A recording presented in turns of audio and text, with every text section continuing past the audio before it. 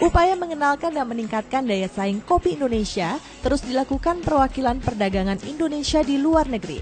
Salah satunya melalui keikutsertaan dalam World of Coffee Budapest 2017 di Hang Expo Budapest, Hongaria pada 13 hingga 15 Juni 2017. Keikutsertaan Indonesia di World of Coffee Budapest 2017 berhasil membukukan transaksi 4,9 juta dolar Amerika Serikat selama pameran berlangsung. Hampir semua jenis kopi yang ada di berbagai wilayah Indonesia turut dipromosikan kali ini. Tidak ketinggalan kopi luwak. Pertemuan B2B yang mempertemukan perusahaan kopi Indonesia dengan perusahaan kopi Hongaria pada 16 hingga 17 Juni 2017 pun berhasil menghasilkan inquiry untuk kerjasama dan penawaran pembelian. Nilai ekspor kopi Indonesia ke Uni Eropa pada 2016 pun tercatat di angka 239,57 juta euro. Peluang besar ini harus dijadikan kesempatan untuk meningkatkan ekspor kopi Indonesia ke wilayah Eropa, khususnya Hongaria. Pemirsa, berbahagialah kita yang tinggal di Indonesia, sebuah negara yang kaya dan subur ya, akan sumber daya alamnya. Untuk urusan kopi aja kita sudah lihat tayangannya bahwa 3 kopi Indonesia berjaya di World of Coffee di Budapest ya. Dan saya juga baru tahu, saya pikir hanya kota-kota tertentu saja penghasil kopi, seperti Aceh, Gayo, terus kita tahu Toraja. Ternyata banyak daerah-daerah lain yang saya nggak kepikiran sebelumnya, tapi menghasilkan kopi yang enak-enak juga. Seperti yang sekarang nih ada Temanggung juga ya, di mana kopi sana ini berasal. Ya, kamu caranya mendatangkan bagaimana, dikirim atau kamu datang ke sana? Enggak, dikirim. Jadi memang ada koperasi petani di Temanggung yang mereka mengumpulkan dari ladang-ladang petani itu. Jadi cukup kontak koperasinya. Jadi kami membeli green beans atau biji kopi yang mentah. Jadi sebenarnya nggak susah kan? Nggak susah. Mungkin banyak orang yang aku pengen juga nih punya usaha kopi, tapi bingung ini dari mana gitu ya. Apa harus luar negeri, apa gimana? Nggak susah, ada Pak Google. Ada Pak Google. Tinggal cari supplier kopi Indonesia, udah banyak banget. Distribusinya juga nggak susah ya? Distribusinya nggak susah. Banyak gitu, ya banyak sekali. Oke, tadi ada satu pertanyaan yang sempat belum terjawab soal kamu kan masih muda, sedang merintis sesuatu. Kadang di usia muda kan kita mengalami masa-masa di mana kita mentok, kita merasa capek, kita merasa, aduh mau ngapain lagi ya, gitu ya. Ketika itu terjadi, apa yang kamu lakukan? Apakah kamu datang ke orang-orang tertentu atau bagaimana? Ketika itu terjadi, biasanya saya mengambil waktu untuk break. Jadi hampir semuanya sih sepertinya. Satu traveling ya. Traveling dulu ya. Cuma biasanya saya traveling sendiri. Kenapa traveling? Apakah itu distraksi dulu untuk dari masalah atau bagaimana? Intinya satu, belajar. Jadi ngelihat lagi apa yang baru, apa yang berbeda dengan ada di tempat kita. Terus kemudian kita bisa mengolah apa dari situ. Jadi setelah kita dapat inspirasi, intinya kan inspirasi. Kita mentok kalau nggak punya inspirasi kan. Betul, betul. Setelah kita punya inspirasi, kemudian mind mapping. Jadi memetakan pikiran.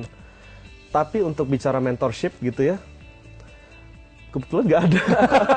Ayah saya almarhum, jadi saya terbiasa untuk mencoba mengusahakan sendiri ya. Sendiri. Belajarnya dari apa? Dari pengalaman orang atau baca-baca buku atau bagaimana? Ya, baca buku, tapi yang pasti pengalaman orang juga. Yang pasti sebenarnya, kebetulan saya dosen juga, jadi saya tukang ngajar juga. Jadi saya harus bisa mempraktekkan apa yang saya ngajar. Betul. Jadi caranya sebenarnya, intinya ketika kita punya ide, yang pertama kita tanyain adalah impact positifnya apa. Kalau nggak ada, jangan dikerjain. Itu sampai kita nemu minimal 3, begitu yakin jalan.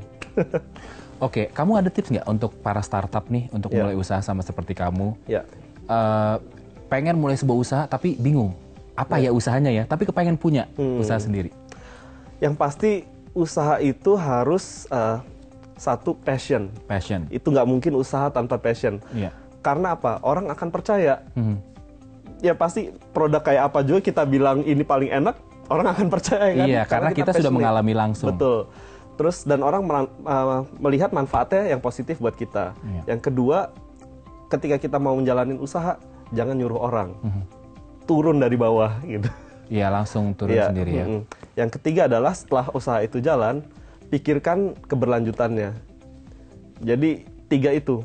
punya ide lewat passion, jalanin dengan tangan sendiri, kemudian cari network untuk membuat usaha kita ini tetap berjalan. Iya, iya. Gitu. Dan ketika hal-hal yang sifatnya mentok terjadi dalam buka usaha, lagi capek, mungkin tipsnya juga Abi bilang adalah coba traveling. Iya. Kalau Anda buka-buka Instagramnya Abi Mantra ini ya, Abi Mantra Pradana, itu jalan-jalan mulu kerjaan.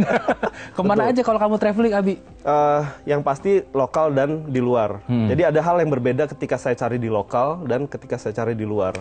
Untuk di lokal saya mencari nilai-nilai kearifannya ya. Jadi bagaimana ketukangan. Jadi orang-orang kita kan yang nggak dihargain sama bangsa kita itu ketukangannya kan. Iya. Mengerjakan sendiri, craftsmanship-nya, itu yang saya cari. Nilai-nilai budaya lokal. Tapi ketika kita keluar, ya bagaimana orang luar itu secara pinter mengemas budaya lokalnya, udah gitu dijual lebih mahal lagi. Iya, iya, iya. Dari situ inspirasi dapat ya? Itu, betul. Daerah mana yang sudah pernah kamu datengin lokal dan luar? Kalau lokal sih saya hampir semua pulau kecuali Kalimantan dan Irian.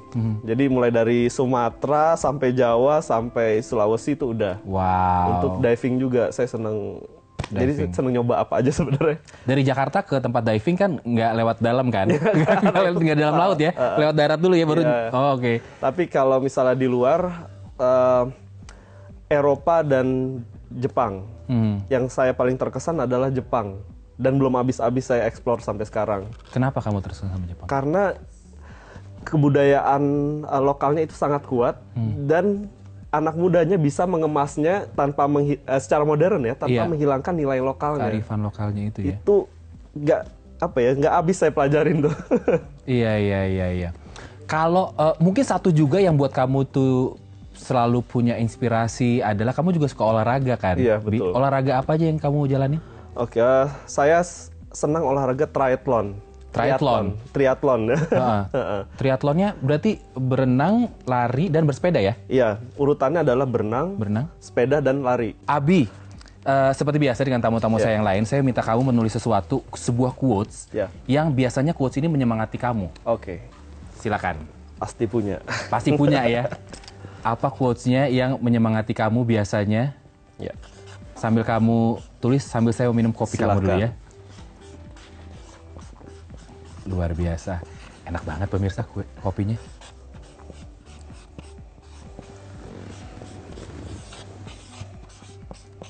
Oke.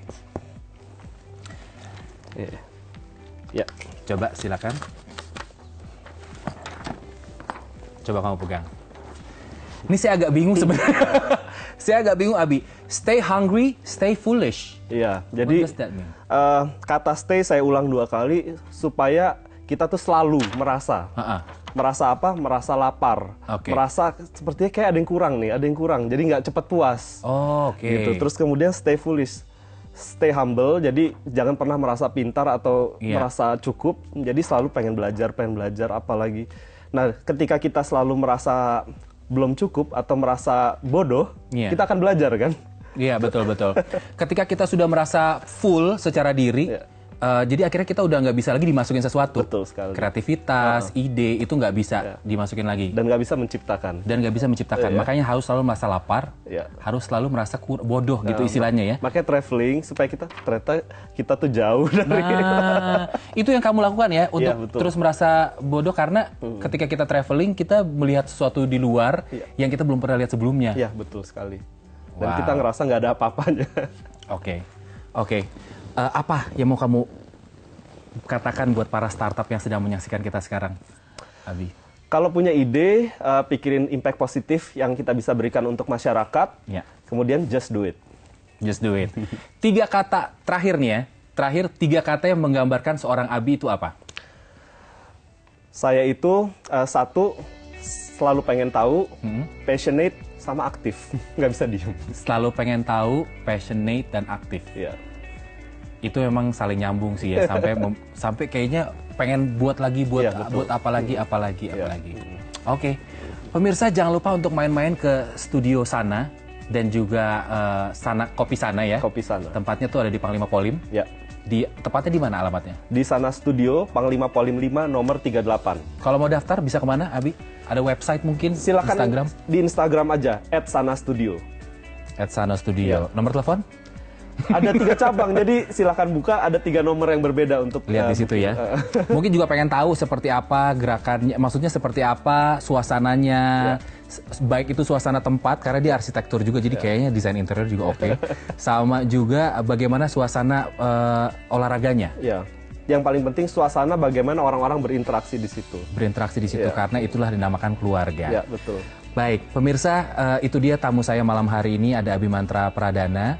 Kalau saya belajar dari beliau adalah ketika kita tidak punya banyak modal untuk melakukan sebuah usaha, misalnya dana juga kurang mencukupi, kita juga bingung mau bikin apa. Coba lihat orang-orang sekitar kita, keluarga kita, sahabat-sahabat terdekat kita, apa kebiasaan yang mereka miliki, dan bergabunglah bersama dengan mereka dan ciptakanlah sesuatu bersama. Mungkin Anda ada hal lain yang Anda pelajari dari obrolan saya malam hari ini. Apapun itu, mudah-mudahan Anda terinspirasi dan mudah-mudahan bisa membawa kebaikan buat kita semuanya. Terima kasih sudah menyaksikan 60 menit malam hari ini. Kita ketemu lagi besok di jam yang sama. Saya Feky Wanengke. Sampai jumpa. Thank you.